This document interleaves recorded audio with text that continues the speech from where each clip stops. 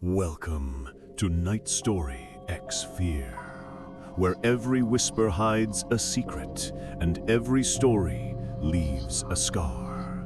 If you dare to listen, then like, share, and subscribe before the darkness takes you. And tell us in the comments what haunts you the most. NightStoryxFear, where fear never sleeps. Story 1. The House That Whispers Back. You know how people say houses can have a feeling? Like you walk in and the air just feels wrong? That's how I felt the first time I stepped into 1420 Willow Creek Road. It was Halloween week 2021. I had just moved to northern Pennsylvania for a job in property restoration. My boss told me there was an old house that needed a quick inspection before the new owners moved in. Nothing major, just check the wiring, plumbing, the usual. The house was 3 stories tall, built sometime in the 1800s. It sat half-hidden behind dying oak trees, its paint peeling, windows fogged over from the inside. The kind of place that looks like it remembers too much. When I walked up the steps, they moaned under my weight. The key didn't fit right at first, like the door didn't want to open. Inside, it was colder than outside, by a lot. My breath came out white. And yet, there was this faint smell, like burnt wood and something sweet. At first, everything was normal. I did my routine, checked the outlets, noted the creaky floors, made voice notes on my recorder. But when I reached the second floor, I heard it. A whisper. So faint, I almost missed it. It sounded like a woman's voice coming from the far end of the hall. I paused my recorder, listening. Nothing. I told myself it was just the wind slipping through the old vents. But when I pressed play again to continue my inspection, the whisper came through the recorder. Get out. It was soft, calm, like advice, not a threat. I stopped recording and rewound it. The whisper was there again, louder this time. And the weirdest part, my name was in it. Get out, Daniel. My blood cold ran. I hadn't said my name once since I walked in. I should have left right then, but I didn't. Because curiosity is a stupid thing that feels a lot like bravery when you're alone. I followed the hallway to a door at the very end. The doorknob was warm to the touch, even though the rest of the house was freezing. I opened it slowly. Inside was a child's bedroom. The wallpaper was faded pink with little stars on it. A dusty rocking horse sat near the window, and a small bed was covered in a sheet. But what caught my eye was the mirror. It stood against the wall, taller than me, with a cracked frame and a black stain spreading across the glass. When I shined my flashlight on it, I saw something move in the reflection. Not me. Something behind me. I spun around. Nothing there. But when I looked back, there was a shape in the mirror now. A woman standing halfway in the reflection, her head tilted, her eyes hollow. And she was smiling. The light flickered. I stumbled backward, and the mirror rattled against the wall. That's when I noticed something carved in the frame. Words scratched deep into the wood. She doesn't like to be watched. I ran downstairs, fumbling for the front door, but it wouldn't open. The lock twisted, but the knob wouldn't turn. It was like someone was holding it shut from the other side. Behind me, the whisper came again. Closer. This time, not one voice, but several. Children, laughing softly, and something dragging across the floor above me. I backed toward the wall, heart pounding. The laughter grew louder, circling the room, though I couldn't see anything. Then my phone buzzed in my pocket. I pulled it out. One new voicemail, unknown number. I played it on speaker. It was me. My own voice, whispering, "Get out." Then static. I bolted through the kitchen, found the back door, and ran straight into the woods behind the property. I didn't stop until I hit the dirt road that led back to my truck. When I finally got service, I called my boss, told him I wasn't going back to that place. He sighed and said, "You didn't go upstairs, did you?" My stomach dropped. "Why?" He paused and said, "The last guy who worked that job, he didn't come back. He went missing. Police said they found his tools upstairs in a kid's room." My hands started shaking. "A mirror," I said. "Was there a mirror?" He hesitated. "Yeah, but it shouldn't be there anymore. The new owners had it removed last month." I didn't respond. Because I'd seen it. That mirror was still in the room. That night when I got home, I noticed something strange. My phone was still recording, even though I'd turned it off hours ago. When I played it back, I heard my own footsteps walking through the house. But I also heard another pair, softer, slower, following just behind me. And in between those steps, breathing. Then, right before the audio cut out, there was a whisper. "You shouldn't have left her." A week later, I started hearing tapping at my apartment walls. 3 knocks. Always 3. Sometimes at 3:15 a.m. Exactly. My cat refused to go near the mirrors. And once I caught my reflection smiling when I wasn't. I covered every mirror in my house with blankets, but that didn't help either. Because sometimes late at night, I still hear the whisper coming through the walls. "Get out, Daniel."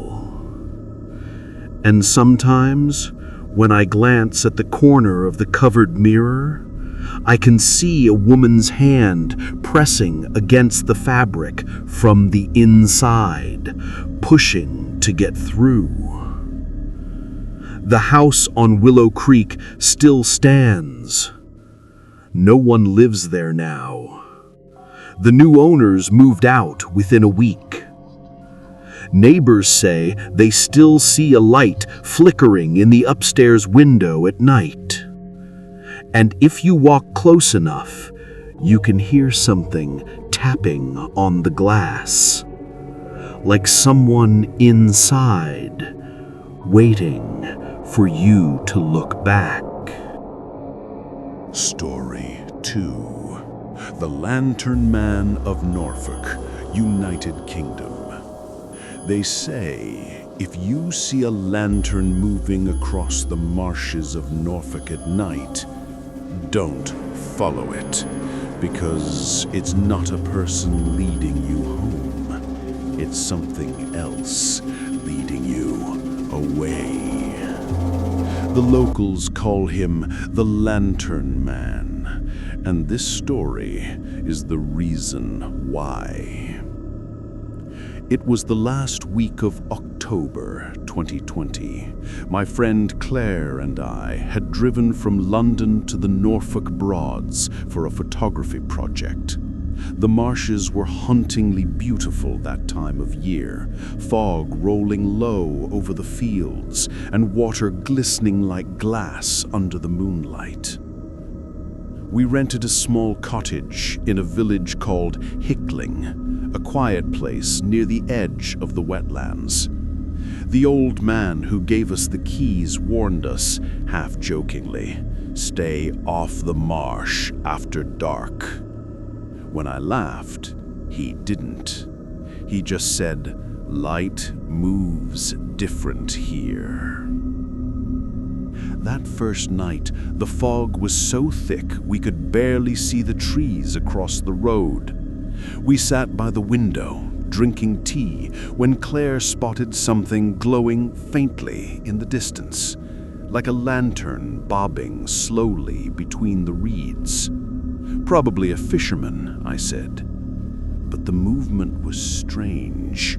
It didn't sway like someone walking. It glided, smooth and steady, too even for human steps. The glow grew brighter, then dimmer, then bright again, like it was breathing. "Let's go check it out," Claire said, grabbing her camera. I hesitated. The old man said not to. She grinned. "Come on, it's probably nothing." So we went. The marsh path was slick with mud and smelled of salt and decay. The fog muffled everything, our footsteps, our breathing, even the sound of the river nearby.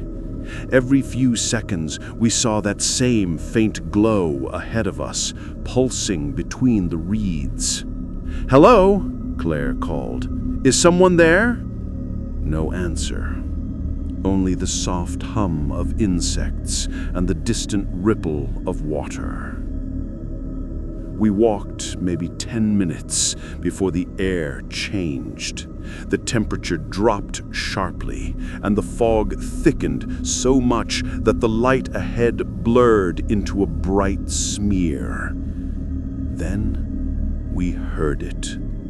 A splash, and a low, wet sound, like someone wading slowly through the shallows. Claire raised her camera.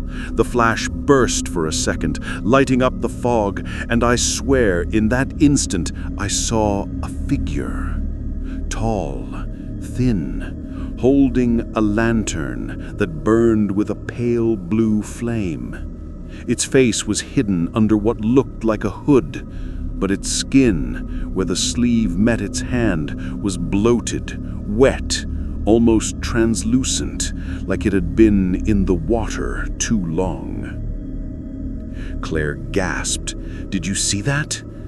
The figure turned, slowly, and the light of the lantern flickered once, twice, then moved toward us.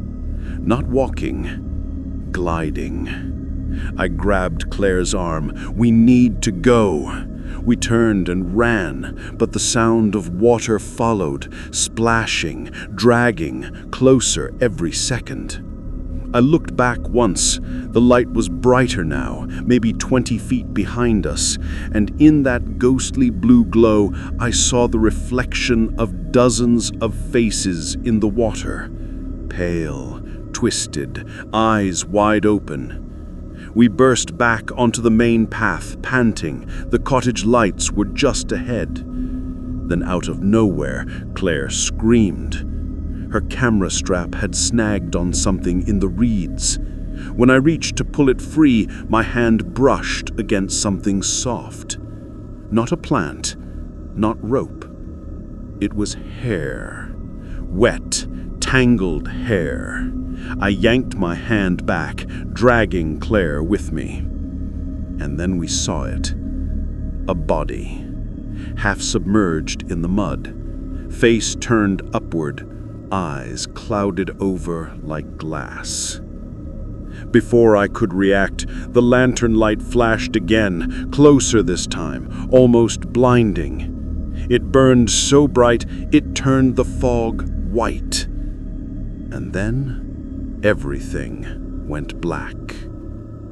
When I came to, I was lying near the cottage porch, my clothes soaked through, mud caked on my arms. The front door was open and Claire was gone.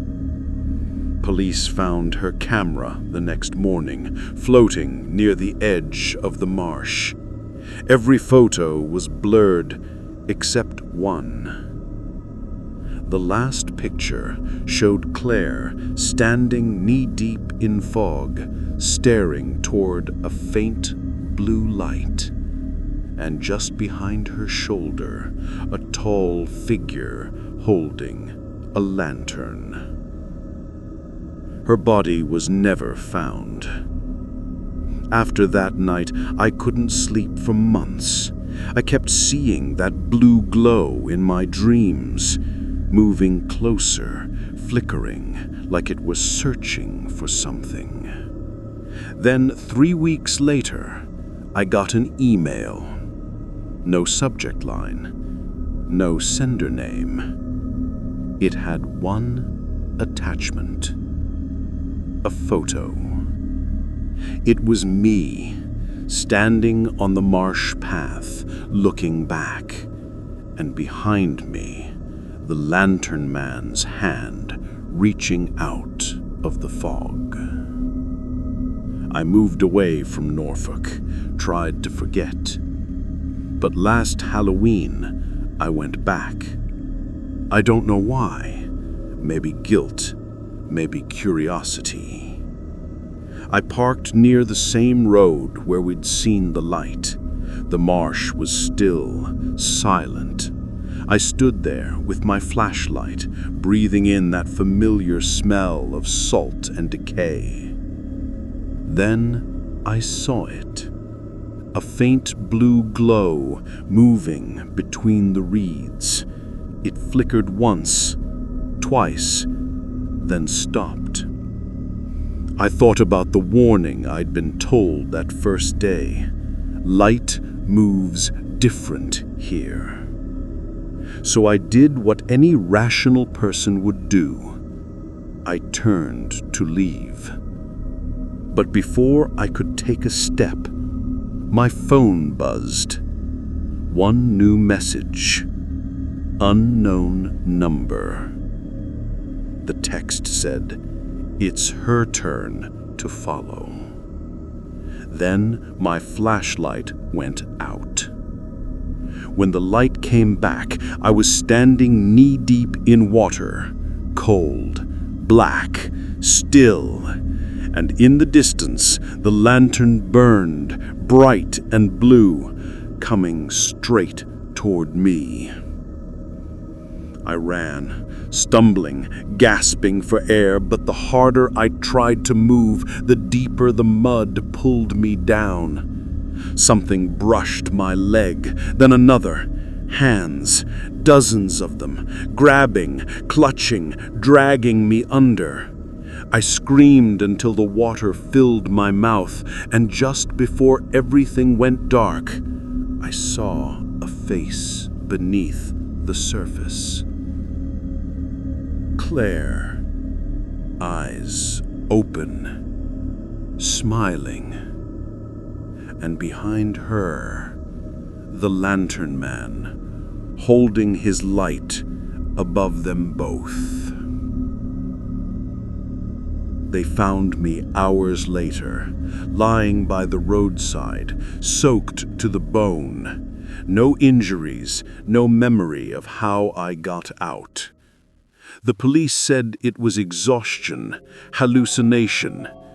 But when I checked my phone later, the message was still there. And the photo app showed one new image.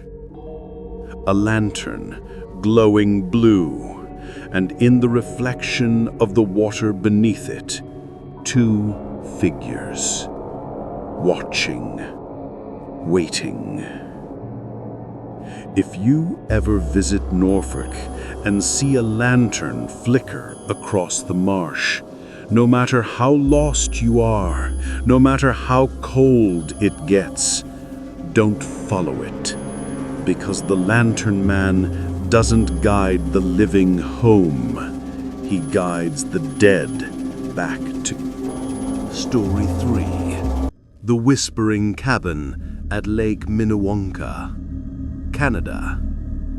They say Lake Minnewanka is one of the most beautiful lakes in Alberta. But beauty can be deceptive, because beneath that calm blue surface, something whispers. Something that's been whispering for over 100 years. In October 2019, a man named Evan Holt rented a small off-grid cabin near the lake for a week. He was a travel vlogger, filming remote camping spots for his YouTube channel. The cabin was old, built in the 1940s, wood darkened with age, windows warped by mountain wind. The owner told him it used to belong to a ranger who went missing in the 1950s. They never found his body, she said. Then she added quietly, "If you hear whispers, don't answer." Evan thought she was joking. She wasn't. The first night was calm, the air crisp and clean, stars spread wide above the mountains.